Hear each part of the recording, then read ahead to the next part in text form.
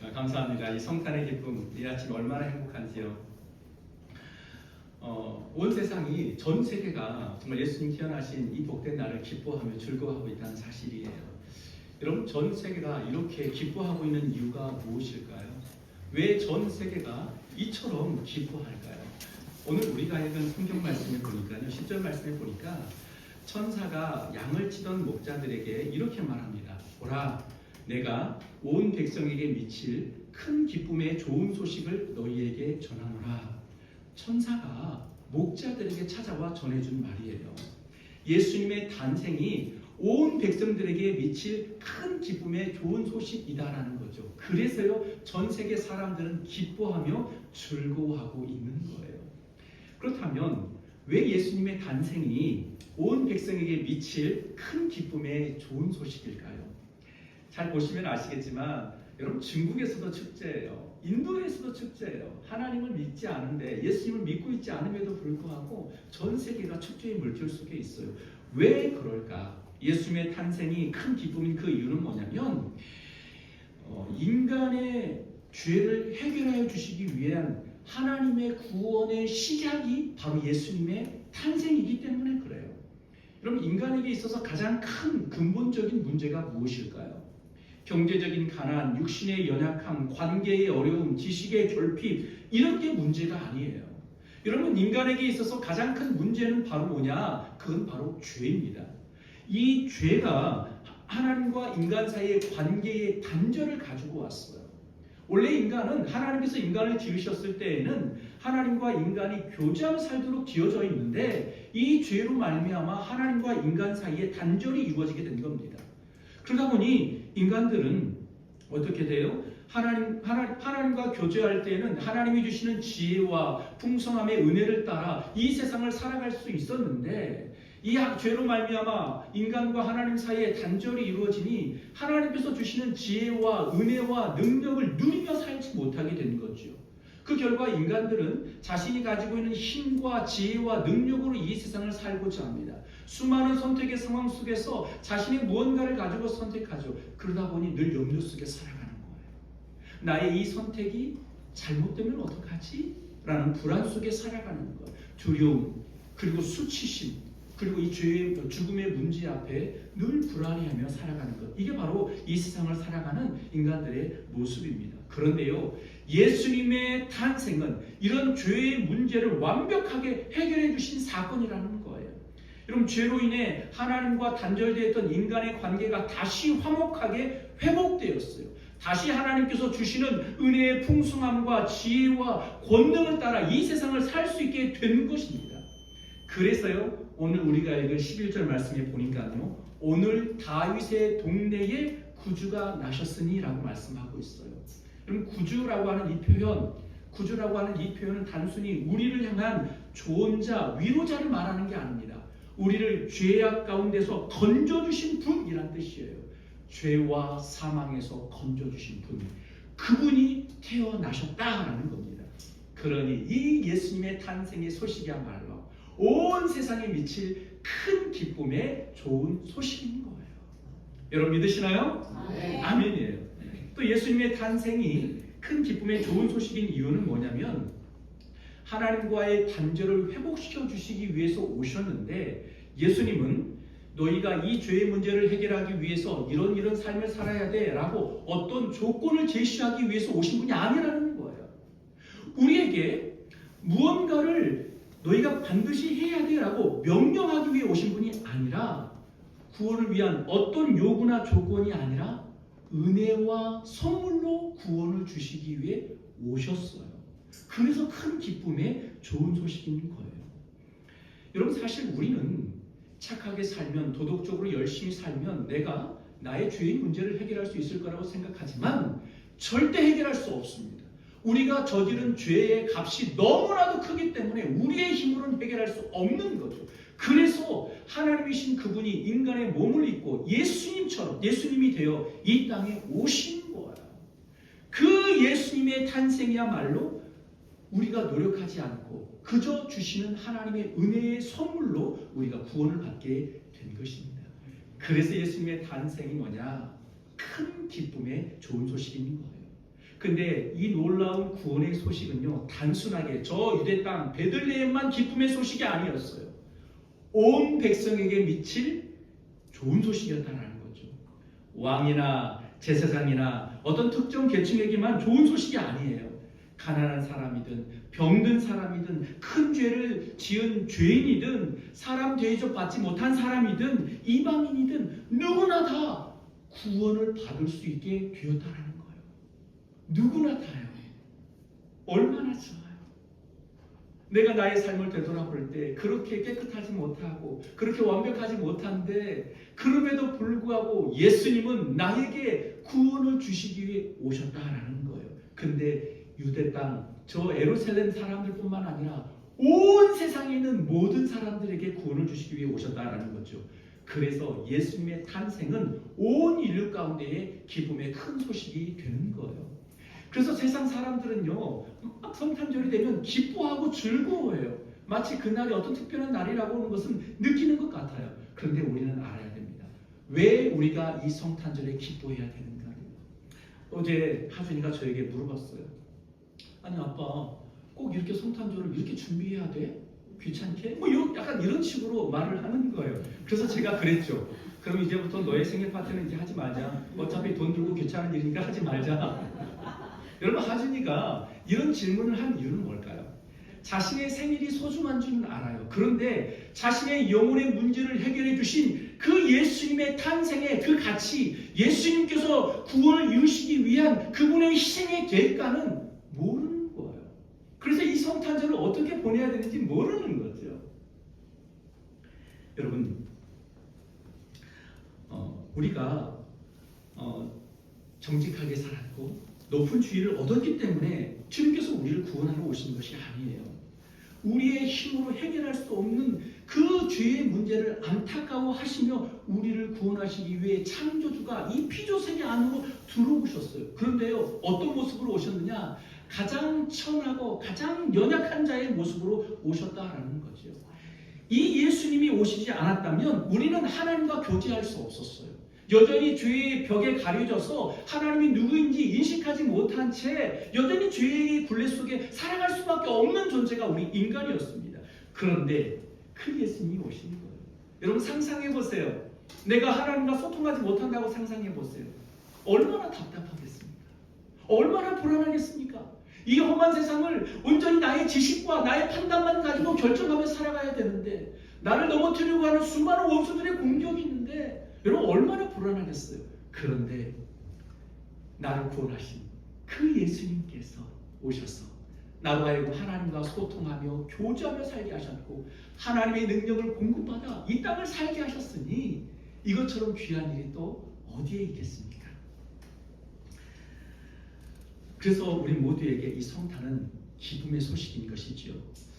그런데 여러분, 이 기쁨의 소식을 가장 먼저 들은 사람은 누구일까요? 가장 먼저 들은 사람은 오늘 본문에 기록되어 있는 목자들이에요. 여러분, 온 세상을 구원하시기 위해 이 땅에 오신 그 메시아가 오신 이 놀라운 소식을 왜 천사들은 목자에게 가장 먼저 알렸을까요?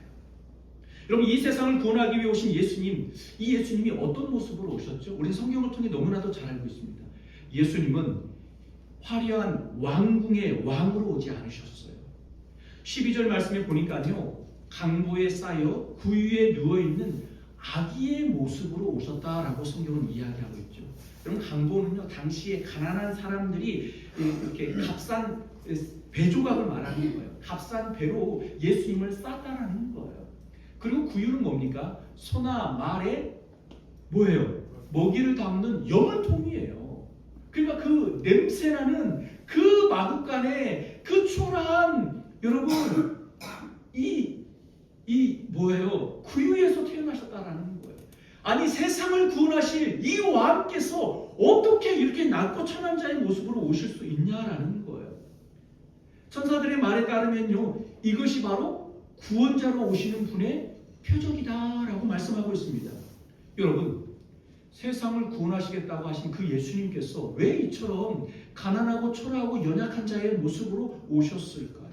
우리 생각에는 좀 이 세상을 구원하신다고 했으니 세상의 어떤 왕보다도 더 확실하고 더 강력한 모습으로 와야지 우리가 그를 믿고 따를 것 같은데 예수님은 그런 모습이 아니라 지극히 연약한 아기의 모습으로, 그것도 가장 지극히 튀어나온 마구간에서 태어나셨다라는 것이에요. 왜 그러셨을까요? 여러분, 이것이 바로 예수님께서 세상을 구원하시는 방식이기 때문에 그렇습니다. 화려하고 높은 곳에서 세상을 구원하시는 것이 아니라 아무도 알아주지 않는 낮고 천한 곳에서 하나님의 구원이 시작됨을 말씀해주고 계시는 거예요. 여러분, 천사가 목자들에게 가장 먼저 예수님의 탄생 소식을 전한 이유도 바로 여기에 있습니다.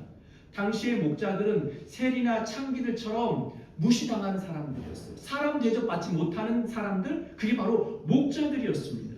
여러분, 가족들과 함께 사는 것이 아니에요. 가축들과 함께 살면서 들에서 잠을 자야 돼요. 얼마나 춥고 냄새나고 얼마나 고달프겠습니까? 그러니까 사회적으로 가장 천한 직업, 그게 바로 목자예요. 그런데 여러분 생각해 보세요. 그 목자들에게 이 기쁨의 소식이 가장 먼저 전해졌다는 겁니다. 여러분, 만일 왕궁의 예수님의 탄생 소식이 왕궁의 귀족들에게 가장 먼저 전달되어졌다면, 당시의 기득권 층들에게 가장 먼저 전달됐다면 이 말구유 위에 태어나신 그 예수님을 그들이 이해할 수 있었을까요? 이해하지 못했을 것입니다. 어떻게 세상을 구원할 왕이 그런 낮고 천한 곳에서 오실 수 있어? 나는 믿을 수 없어 라며 이 땅의 구원자로 오신 그 예수님을 배척했을 것입니다. 그런데 목자들의 삶은 어떻죠? 늘 가축과 함께 살아요. 냄새나는 삶을 살죠. 늘 천한 자의 모습으로 살고 있는 그들은 이해할 수 있어요. 아, 예수님께서 이렇게 오셨구나. 천사들이 들려준 이 소식을 그들은 믿음으로 받을 수 있었다라는 거예요.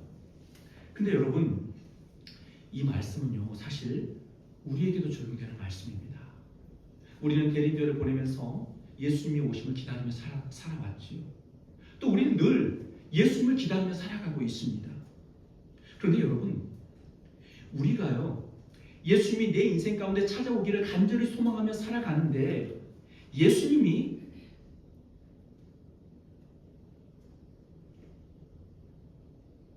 어디에서 오실까요? 예수님이 우리 인생 가운데 오시면 내 삶의 문제가 해결되고 여러 가지 많은 관계가 풀어지고 세상이 이해할 수 없는 샬롬의 평화가 내 인생 가운데 임하기 때문에 우리는 늘 예수님의 오심을 기다리며 살고 있는데, 중요한 건 우리가 그 예수님을 어디서 찾고 있느냐라는 거예요. 화려한 성공의 자리, 강한 권력의 자리, 높은 지위의 자리에서 예수님을 찾고 있는 것은 아닌지 우리가 한 번쯤은 생각해 볼 필요가 있다라는 거죠. 예수님께서 낮고 천한 자의 모습으로 오셨고 예수님의 사역의 방향도 연약한 자, 죄인들, 병든 자들이었어요. 예수님의 주 사역의 무대 또한 마찬가지입니다. 가난한 사람들이 모여 살고 있는 갈릴리가 바로 예수님의 주 사역의 사역지였죠. 또 예수님의 탄생 소식도 가장 먼저 전해진 사람들은 바로 지극히 연약하고 천한 목자들이었습니다. 여러분, 예수님을 만날 수 있는 자리는 높은 자리가 아니라 낮은 자리예요.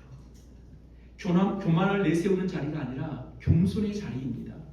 마음이 부유한 자가 아니라 마음이 가난한 자가 예수님을 만날 수 있다라는 거죠. 여러분, 이 성탄의 기쁨을 가득 누리기 원한다면 여러분, 세상이 주는 그런 기쁨의 소리 말고요, 예수님께서 말씀하신 그 자리요, 겸손의 자리, 연약한 자들을 돌보는 자리, 진실함의 자리, 이런 자리를 향해 나아갈 때 우리는 온 세상의 구주가 되신 예수님을 만나게 되는 은혜가 있을 줄 믿습니다. 제가 이 성탄절 이 아침에 이 기쁨의 날에 이렇게 약간 무거운 말씀을 전하는 데는 이유가 있습니다. 여러분, 성경에 보면요, 이 성탄의 소식을 전해 들은 사람들 가운데에 모든 사람들이 다 기뻐하지는 않았습니다. 기뻐하지 않은 사람, 대표적인 사람이 누구냐면 바로 헤롯 왕이었죠. 여러분, 그는 당시 왕이었기 때문에 최고의 권력을 가지고 있었고 메시아 탄생에 대한 지식과 정보도 많았던 사람입니다. 그는 성경학자를 불러다가 메시아가 어디에서 태어난지까지 다 물어봤고 조사했던 사람이에요. 정확히 어디에서 태어날지를 알고 있던 사람, 그가 바로 헤롯입니다. 그런데 이 동방 박사들을 통해 메시아 탄생에 대한 소식을 들었지만 헤롯은 기뻐하지 않았습니다. 여러분, 왜 기뻐하지 않았을까요? 예수님의 탄생이 자신의 왕자를 위협한다라고 생각했기 때문에 그래요. 그래서 헤롯에게 있어서 예수님은 경배의 대상이 아니라 바로 제거의 대상이 되었던 것이죠. 여러분, 헤롯이 이렇게 생각한 이유가 무엇일까요? 자신이 누리고 있는 이 왕자에서 내려오고 싶지 않다는 거예요. 여전히 자신이 왕이다, 내가 진정 왕이다, 이 사실을 믿고 싶었던 거죠. 사랑하는 성도 여러분, 우리도 마찬가지예요. 내 인생의 주인이 나라고 생각하고 내가 하고 싶은 대로 마음껏 살면 내 인생이 정말 기쁘고 즐거울 것 같아 보여도 그 인생의 결국은 뭐냐? 절망과 죽음뿐입니다. 여러분, 진짜 왕은 누구예요? 나 자신이 아니라 바로 예수님이 진짜 왕인 거죠. 그런데 우리는 그 왕자에서 내려오고 싶어 하지 않아요. 낮은 자리로 오신 그 예수님처럼 좀 나를 낮추고 말씀에 순종하며 겸손의 자리, 또 연약한 자를 돕는 그 자리로 나아가야 되는데 그걸 잘 못해요. 내 체면, 내 욕망, 내 자존심, 나의 의, 내가 쥐고 있는 권력, 이런 것 주장하며 살고 싶어 하기 때문에 그렇습니다. 그런데요, 그런 것을 통해서는요, 예수님을 만날 수가 없어요. 성탄의 기쁨 또한 누릴 수가 없습니다. 혹여라도 내 마음 가운데 헤롯 왕처럼 여전히 인생의 왕자에서 내가 하고 싶은 대로 살고 싶고 그 왕자에서 내려오고 싶지 않다면 형 예수 만날 수 없어요. 그 왕자에서 속히 내려가야 됩니다. 그러할 때 우리는 예수님께서 주시는 세상과는 비교할 수 없는, 세상이 알 수 없는 그 평화를 누리며 이 세상 가운데에 존귀하게 쓰임받는 복된 인생, 아름다운 인생으로 살게 되는 것입니다. 우리 모두가 이 성탄절에 이 성탄의 정신을 다시 한번 기억하고 가장 낮고 초라한 연약한 자의 모습으로 오신 아기 예수님을 기억하고 우리가 그렇게 그 자리를 향해 나아가길 소망합니다. 그래서 제가 지난주에 말씀드렸던 것처럼 오늘 드려지는 성탄 헌금은 고스란히 어려운 이웃들에게 흘려보내려고 합니다. 주민센터를 통해서 어려운 가정들을 선발하여 우리가 고스란히 흘려보내려고 합니다. 우리는 끊임없이 예수님 말씀하신 가난하고 연약한 자를 돌보고 섬기는 일을 멈추지 않는 우리 모든 플랜제이 교회 성도들이 되시기를 주님의 이름으로 축원드립니다. 네, 마지막으로 예수님의 탄생으로 인해 우리에게 주어진 변화에 대해서 나누고자 합니다. 우리 14절 말씀입니다. 우리 14절 말씀을 함께 읽겠습니다. 시작.